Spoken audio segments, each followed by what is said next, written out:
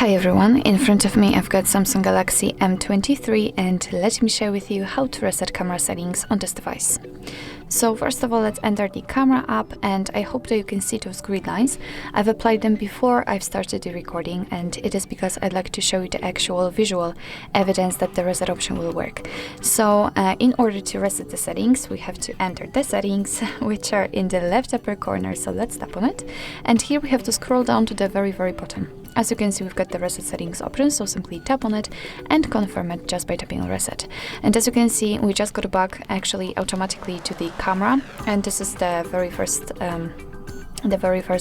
option which we can see if we will open the camera for the very first time, and of course if you've got your SD card inserted. So let me get back.